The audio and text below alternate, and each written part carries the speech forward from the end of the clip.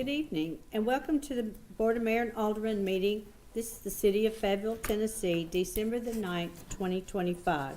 We'll call this meeting to order by first our prayer tonight be spoken by Nathan Browning, and then to say our pledge. We have two beautiful young students at Ralph Askin School. It's Seeley and Wesley Stamps. So if you guys want to come forward, we're going to say the prayer first. Everyone stand. Let us pray. Most gracious Heavenly Father God, we come before you today with grateful hearts. Grateful hearts that are acknowledging your grace and your goodness, and thank you for the blessings of this community and the future blessings you have in store. Lord, grant wisdom to everyone gathered here, our leaders, staff, and residents. Guide our thoughts and conversations so that the decisions made today bring peace, justice, and well-being in your glory to all who call this city great. Protect our neighborhoods and those who serve as our protectors. Uplift our families and give us a spirit of joy, thankfulness, and gratitude. May your grace be evident in our actions and your love reflected in our daily walk. We thank you for your Son, Jesus. As in his name we pray. Amen. Amen. Pledge. I pledge allegiance to the flag of the United States of America and to the republic for which it stands, one nation, under God, indivisible, with liberty and justice for all. Thank you. Great job.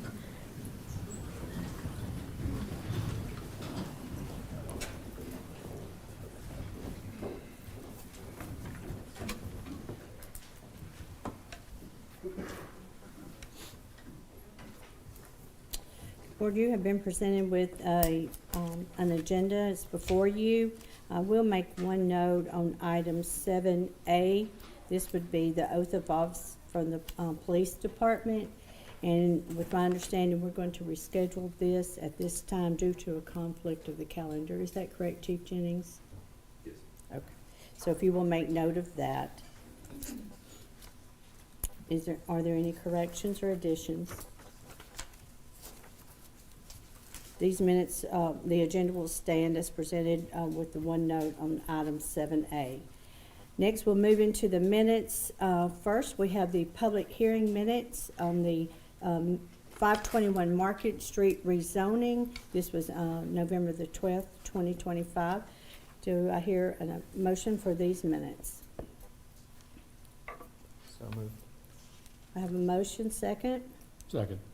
All in favor? Aye. Those minutes will stand as presented. Also, item B, because this was a public hearing, I do want a vote on this. So this was the public hearing on the 406 Franklin Avenue, the rezoning on November the 12th, 2025. Do I have a motion for this public hearing minutes? So moved. I have a motion Second. and second. Debbie, will call the vote.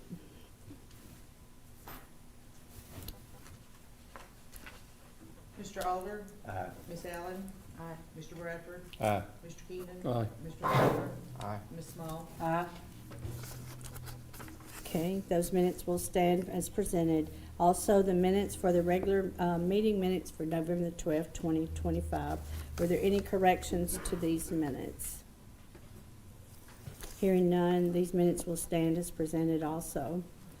There was no one that signed up for public comment today, so we'll move directly into our recognition by Chief Benny Jennings. Also, we're having technical difficulties with our microphones tonight, so if everybody would speak a little louder than normal. This is going on video, so we want to make sure that we get the voices.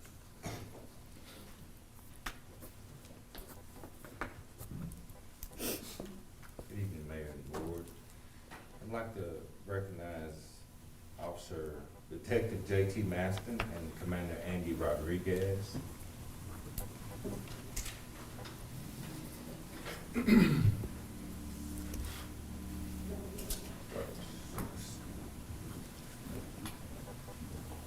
On November the 6th, 2025 at Lincoln Medical Center.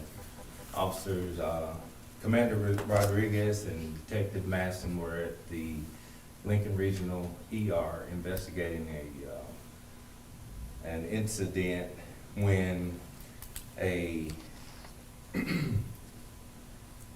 when a family arrived in extreme distress with a child who was not breathing. And without hesitation, these two officers immediately took action to assist. Recognizing the critical nature of the situations, Officer Maston and Rodriguez promptly initiated CPR on the child and worked in coordination with the hospital staff in the resuscitation efforts. Their quick thinking, decisive action, and skillful application of emergency medical training were instrumental in saving this child's life. This incident exemplifies the highest standards of our profession. Officers Maston and Rodriguez were at the hospital for an unrelated matter. It shows exceptional awareness and proficiency in life-saving techniques, dedication to protecting and preserving life, and professional collaborations with the hospital staff that evening.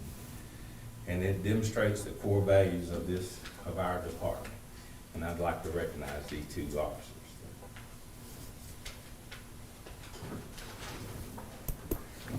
Thank you.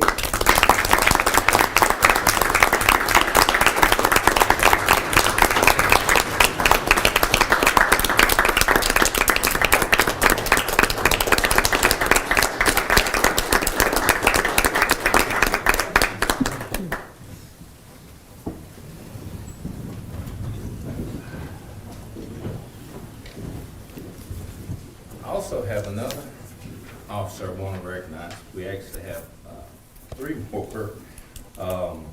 Commander Jesse Casillas.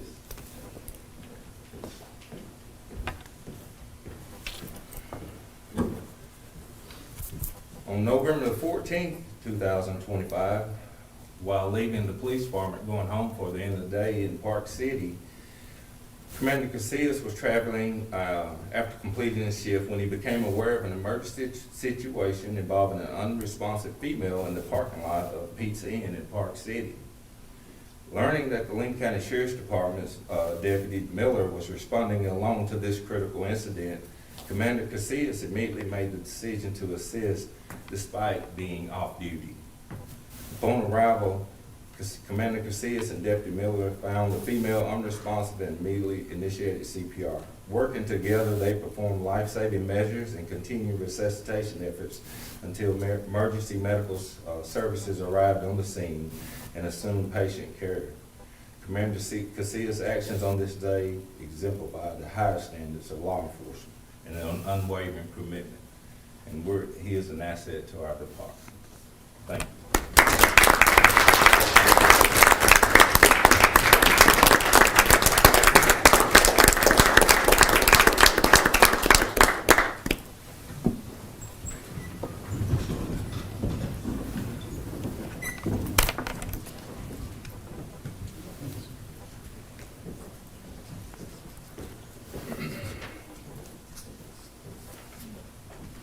Then I have Officers Ryan Cole and Officer Jasmine May.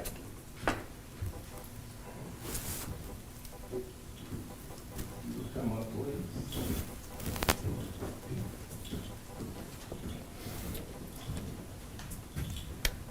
Both of these officers are our newer officers, and Officer May just graduated the academy on October 31st. And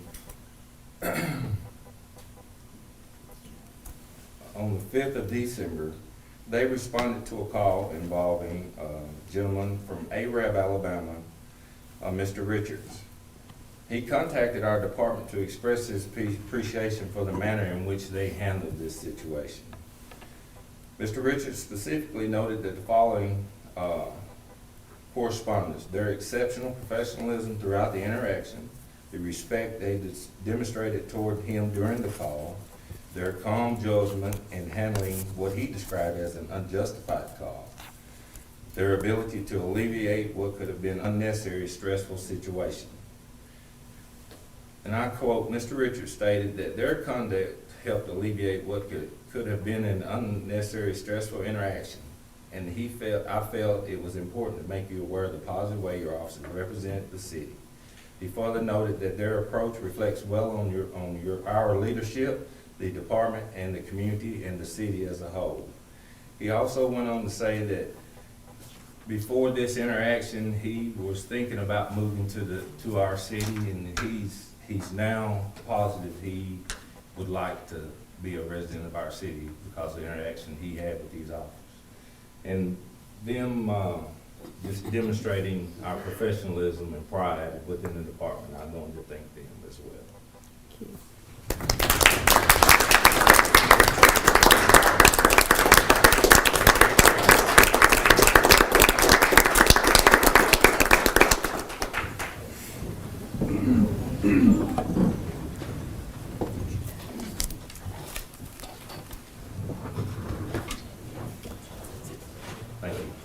Thank you, Chief.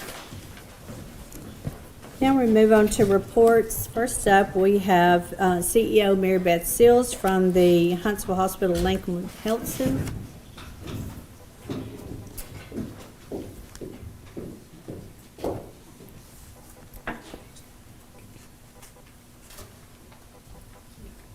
Good evening. Hope everyone's doing well tonight. Just a short report to finish out what I feel like has been another great year at the health system. I always say I want to thank the many employees who represent me tonight as they are back doing all their jobs and doing them so well. I want to let you know our total employee count right now. We're somewhere around 450 in the health system. So around 220, 225 at the hospital, around 40 at EMS, around 30 at the Patrick, 90 to 92 at Donaldson, 40 at our clinics, and around 18 to 20 representing home health and hospice. So I'm really proud of how we're doing with retention and employment at the health system, and I hope you are too. Just want to talk about some things that affect the community, and first on a very positive note, and of course someone in the crowd who represented us very well, and that is with our foundation. We just had a very successful event back on Veterans Day, Dancing with the Stars, and I know some of you saw that. If you'll remember, the Lincoln County Health Foundation has been around for a very long time, and they exist to raise funds for the health system that they then put back into the health system to otherwise buy things that we may have not had capital funding for at the time, or that we may have put our capital funding back for another year or another time. So they did 2 fundraisers this year. Their first one back in the spring, where they made around $5,000. This fundraiser, they set to make around $10,000 off of Dancing with the Stars, and they raised $12,500. And they did a great job. Mr. Joseph Faulkner participated in that, and he did a very nice job. Should have been the winner, right, Joseph? Yeah. But it was a great event.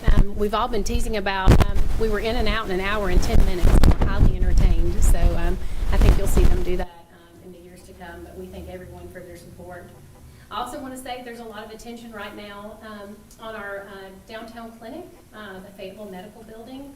You know, that building's been around since 1909. It's one of our longest standing buildings that we own.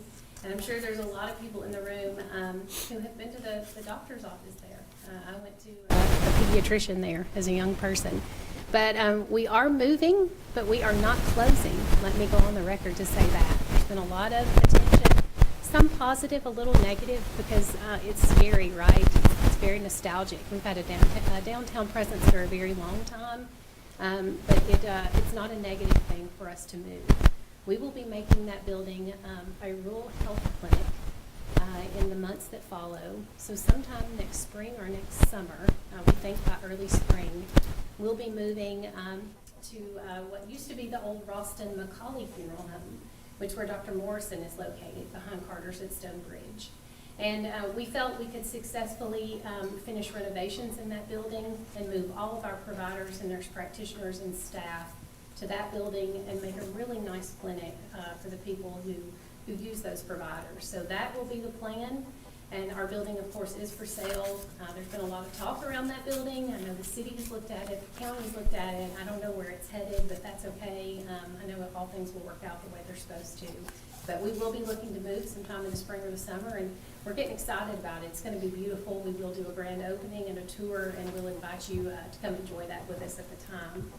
Also want to say, we successfully launched in July a nurse apprenticeship program. We were the one of 4 hospitals in the state, but the second in the state to actually launch. So we are launched right now with TCAT. We have 3 young ladies who are working upstairs on our med-surg floor. So they're getting some one-on-one mentorship with nurses, and they're learning about nursing and learning, that it's hopefully for them, and hopefully they will commit to work, to come back and work in our facility. And then hopefully in the spring, Montlow will join us in our partnership as well. So we'll have a partnership with TCAT and Montlow College, and we'll continue this booming program, this nurse apprenticeship program. In the middle of this, because the grant was so wonderful with the Department of Labor and Workforce Development, we've been able to help employees that exist in our workforce now, and we've been able to upskill them. So maybe you were a coder, but you weren't certified. Through these funds through the Department of Labor and Workforce Development, we've been able to certify people while doing on-the-job training. So it's been great for our employees and great for the people that are coming in through TCAT as well as to learn and grow in our own environment. Just want to let you know we continue to make things better at the Patrick. So our efforts have been a little slow this year, but we'll get back on that in 2026. Patrick continues to be a loved place. Memberships are up. The schools continue to use us for swim lessons and, basketball, all the things. So we have only hopes to continue making the Patrick better and great for the community. Donaldson as well. I don't know how long it's been since you maybe have taken a trip to Donaldson, but we've been doing a lot of work at Donaldson. And when I say a lot of work at Donaldson, I say, we've done renovations. Maybe we haven't made it look like a brand new place yet, but we've gone in as far back as we can and really done some strong, deep work that needed to happen. Back down to the sheetrock, stripped the sheetrock, changed out some floors, really made things better for the people that live there and call it their home. So if you're at Donaldson, you'll notice that some really good work has gone on, and there's more to do and will be in the years that come. But I'm really happy about the work that's happening at Donaldson, and I'm really happy about our census at Donaldson too. The target is 100, and we stand at about 95 today. So that's our mix with residents, so our long-term care mix, so people that live there, and then our skilled mix as well, so people that are there just recovering. So we stand around 95, so that's a good number for us. Just a few last things. I want to let you know, EMS, we've had a lot going on in our EMS world. We are getting ready to transition/merge with Huntsville Hospital EMS. So HIMSI was bought out a year or so ago by Huntsville Hospital, and we will be transitioning all under one umbrella, which will be great. Our EMS here locally will have a reporting structure to me and to the president of EMS at Huntsville Hospital. So you won't notice a change here locally. We'll still be running calls, taking care of the community as normal, but they'll have an even stronger backbone and a stronger support system here locally. We are sourcing for a new director right now. We'll start interviews tomorrow and throughout the rest of the week. We've been staying in close contact with fire and police, keeping them updated of what's going on. So we do have an interim director right now, but our efforts continue to remain strong and make sure that we take care of the community. So we'll keep you updated when we do announce our new director, and we are excited for that. I do want to let you know our home health and hospice, things are well there. We had a beautiful ceremony last Friday night. It was called a Celebration of Life, where we honored all families who had lost a loved one in the last year. And that may sound odd, but that is also important too, because we offer services essentially from birth to death at the health system. And we've been taking care of people who have also struggled this year too. So we took some time to remember them. We had a beautiful turnout, and we used our Patrick Center in the gym to essentially decorate it and turn it into something very beautiful. And we had a great turnout, and we were glad to celebrate those people. And then lastly, I'll tell you, as we look ahead, people ask me all the time, what are we getting new, or what are we looking for, or how do we plan to grow the health system? And we're working hard to recruit. There are lots of doctors who are planning to retire or slow down in the future. I know Miss Melinda Williams would not mind me saying she is not one of our physicians, but does, has had some staff privileges in the past, and she is retiring, of course, and that message has been out to the community. So we are picking up some of her patients and trying to help her out. But as physicians slow down and retire, we're making note of that, and we're in the background fighting really hard to try to find providers for you. You'll hear some news in the future about a new partnership with Huntsville Heart as we work really hard to get them into the community and get them here. Some services from Huntsville Hospital that are important and that need to be here. So hopefully some news that I'll bring in the summer when I come back to talk to you about all the things that we're working on. But the main thing is we are here to serve you and this community, and we hope that we can do that and that you're hearing good things about what's going on at the health system. Okay? Thank you. Any questions?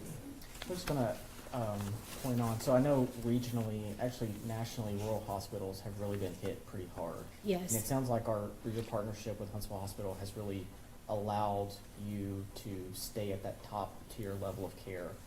Can you give like an overview on how well we're doing compared to other regional rural hospitals? And do we see that that's really affecting us, or is there something we can, or we as the community can help do to make sure that that's still a thing for us to have as Sure. an asset? So, that's almost a two-part answer. So it is still tough to be a small rural hospital here in Fayetteville, Tennessee. I'll make no bones about it. Today, transparently, there are only 14 patients admitted at the hospital in Fayetteville. However, we'll probably see 50 people in our ER, which is great. And we may see half that many come through to have outpatient services performed, which is also great. Those are the things that sustain us. When you come and have your MRI locally, when you want to have your x-ray locally, when you come and use our ER. Will everybody come through and be admitted as an inpatient? Maybe not, because we don't have some of the services that people need to stay here long term. We're working on those. Huntsville Hospital, they are a strong support arm for us, but they do expect us to stand on our own as well, to sustain our own capital, Joseph. That's what they're looking for us to do. So we're working really hard to do those things. We're looking really hard to make sure people know that we want them to come here to have outpatient services, that we want them to try us first for things that we can provide here. And I've always said we ought to be really good at the things that we can be really good at. And if we can't do them here, we should send you somewhere else. So it's important for people to know we know what those things are. We know what our capabilities are, but we won't always do them. People ask me about things like urology and ENT. Do I think we'll ever employ those services full time? I do not. I think they'll satellite here at some point. I think you'll be able to see a urologist here and then go on to Huntsville if you need something further. Do I think we'll ever do open heart surgery here? I do not. But I think at some point, 5 days a week, you'll be able to follow up with your cardiologist and have a really good experience here. So we're working in conjunction with them to sustain ourselves, because that's very important. Now, are they there if we fall? Absolutely. But we want to show them that we can stand alone and together with them. And so that's what's been really great. And, tomorrow, if my MRI breaks, I've got a phone number to call, and that'll be really good. But we're trying to do those things alone and beside them as well, too, in a joint partnership. So it is definitely a blessing. You think if you went home tonight and you had to drive further than 30 minutes to get to an ER, that's a scary thought. So we're glad that we're securing those services here locally for you now. Yes. Thank you. Yes. Thank you, Mary Beth. Thank you. Next, we have Superintendent Eric Jones for the Fayetteville City School System.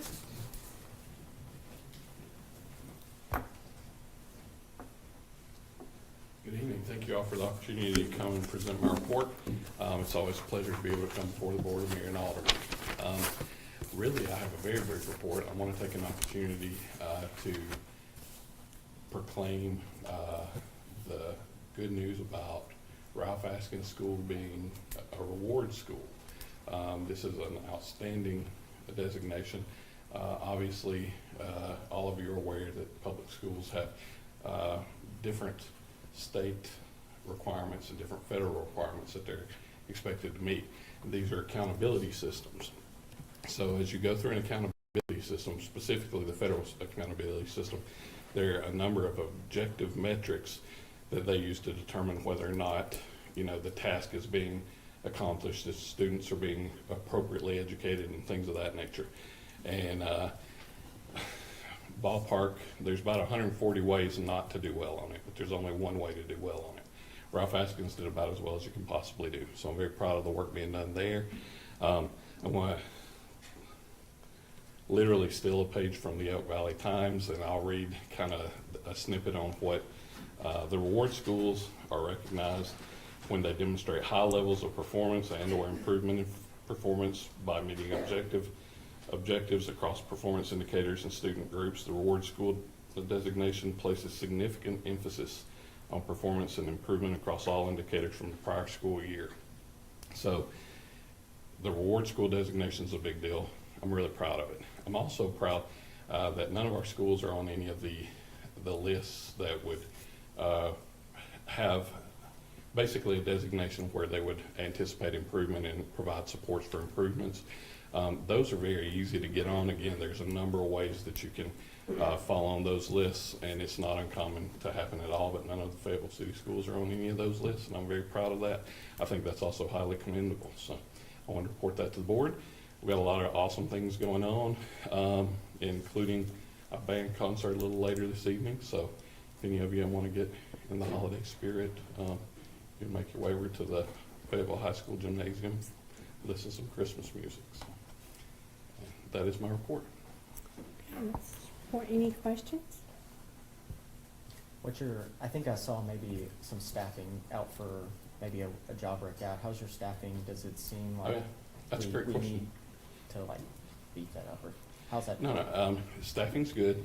We do have a couple of jobs out, EA positions in particular. We keep a job out for foreign language. That's a really hard to fill position. And if we ever have the opportunity to procure a Spanish teacher in particular, we would seize upon that at any given time if we found somebody highly qualified and who we felt like would be appropriate for the students. The others are, we've got a couple of personnel who will be taking maternity or paternity leave, so we're trying to get all our ducks in a row so that next semester when we come back, everybody's covered and accounted for, and we can make sure that we provide our services to students with IEPs and things of that nature. So it's proactive planning for those types of situations. We're actually very fortunate. All of our full-time positions are covered. All of our busing staff is covered. I don't know as of today, but we're very likely the only school system that runs buses in the state that has a full complement of bus drivers. So we've been blessed, and we've had good applicants this year, so that's a really good situation. I'm pleased. And I know that, I believe it was last year when the state passed the school choice bill, and I know that regionally that is impacting some attendance. How is your attendance going? Does it seem to be impacting you? Attendance is good. As far, of course, there's the student census, so the number of students we have, ADA, ADM, we're actually probably up a little bit over last year, and daily attendance is holding solid. And last year, we had an improvement in that, which was part of the calculus on the reward school as well. So I doubt it's improved, but it's holding from an improvement.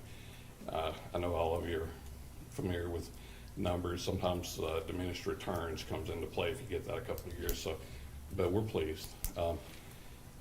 I wish that all the students were able to come all the time, but typically our attendance issues really arise just from a small percentage of the students repeatedly not being able to come to school for various reasons. Thank you. You're very welcome. What is your average daily attendance? Off the top of my head, 1,048 maybe, something like that. I can, Okay. if you will send me an email in the morning, I'll send you the Okay. current one. Okay, just wondering how Yeah, it's yeah. holding. So, okay, any other questions? Okay, thank All right, you. Thank you all. Uh-huh.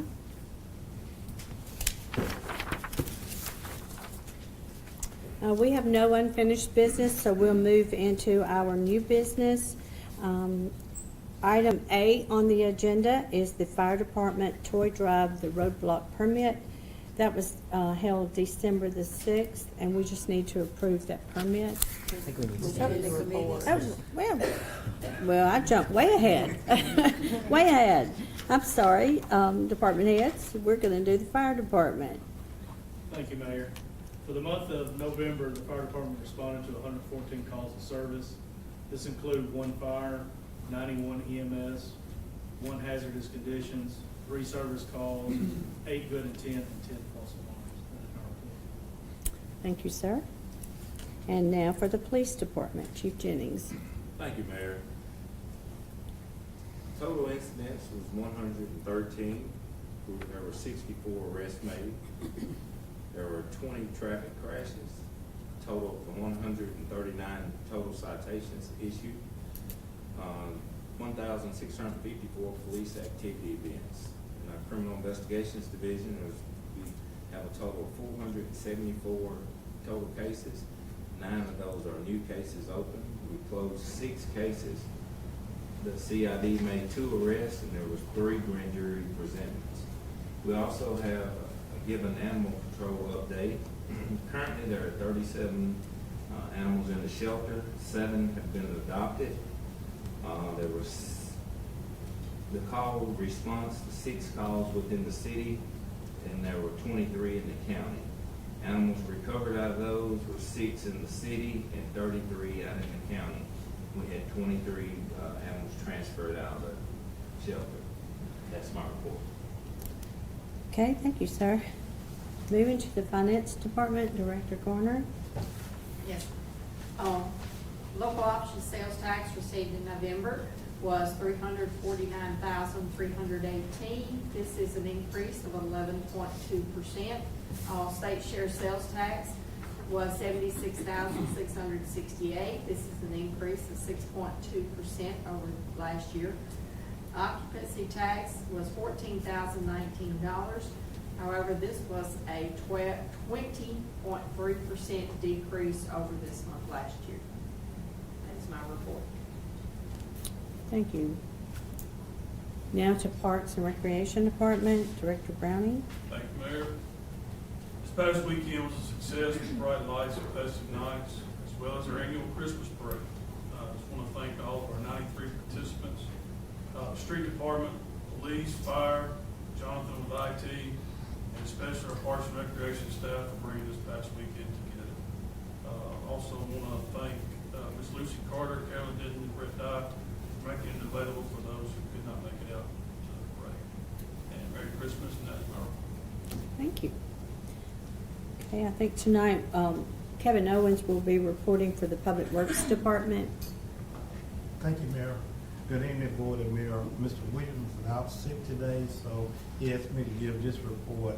He wanted me to remind the public that those garbage pickups on Christmas Day and New Year's Day, they would be done on Friday, February 26th and January 2nd, which will be those routes that would have done normally on those Thursdays. And we're doing what we need to publicize on websites as well as other media outlets. And also, he wants me to report that in the month of November, the Public Works Department did pick up 303 tons of brush and leaves, and they did 216 tons of trash. And they also had 26 orders completed in the garage. And that's Public Works report. Thank you. We have Planning and Codes, Director Gentry. Thank you, Mayor.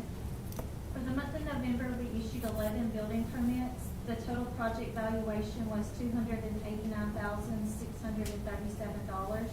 The total permit fees were $2,091. 14 property maintenance violations were issued in November.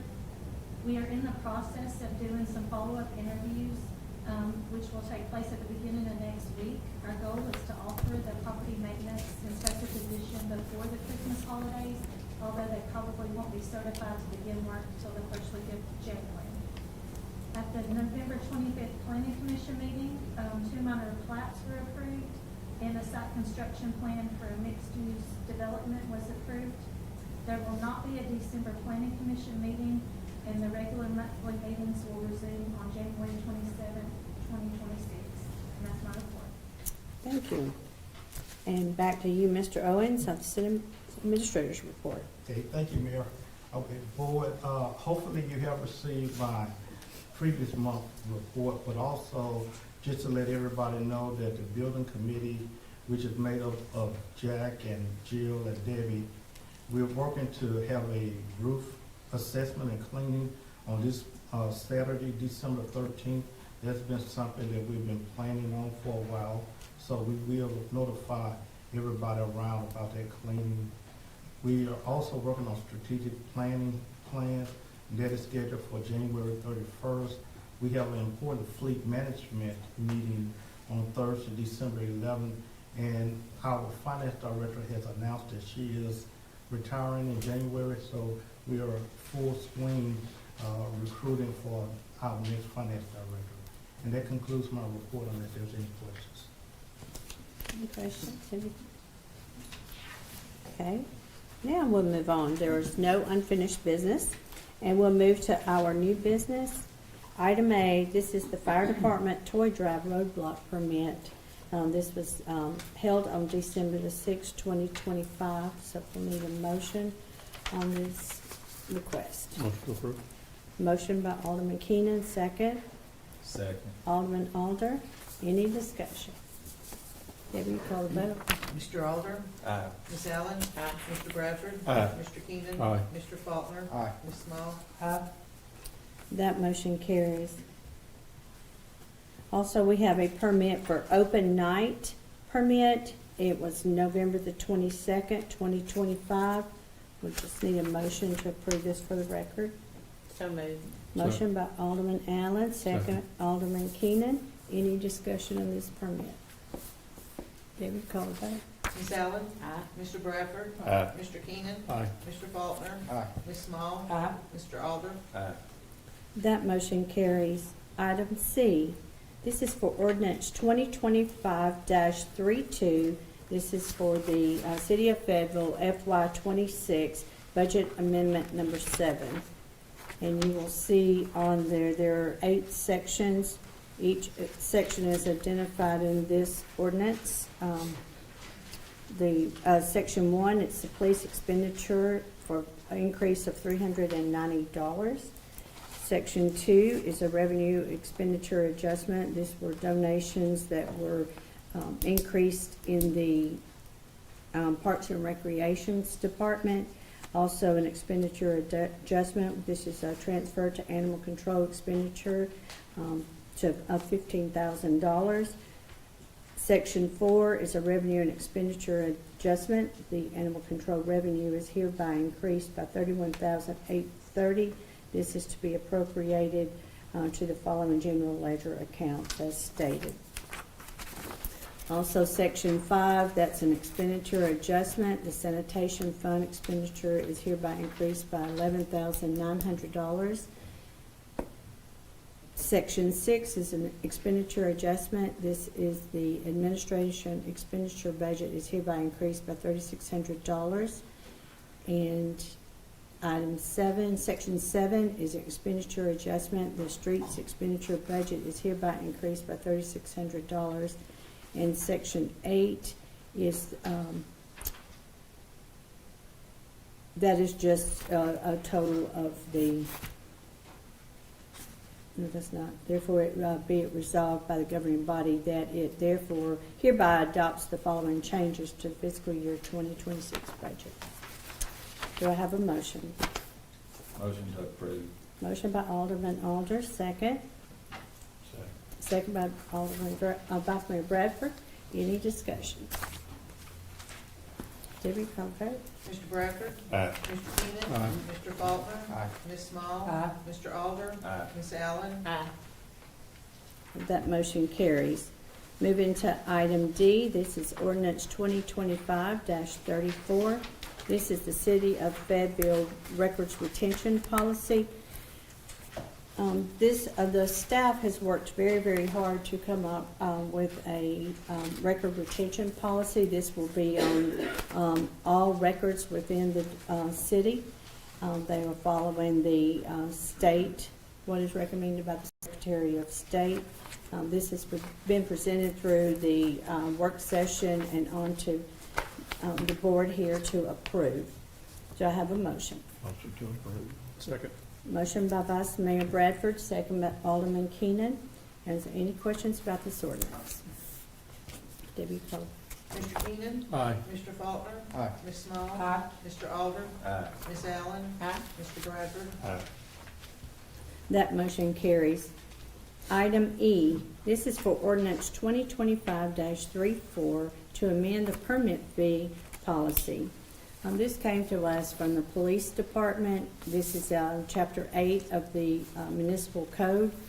That what this is in response to is event permits. All permits will go to the police department, and they will be approved from there and then presented to the board. You have been presented with the former policy and also an updated what that we wish to pass and make this part of our municipal code. Do I have a motion? Motion to approve. Motion by Vice Mayor Bradford, second. Second.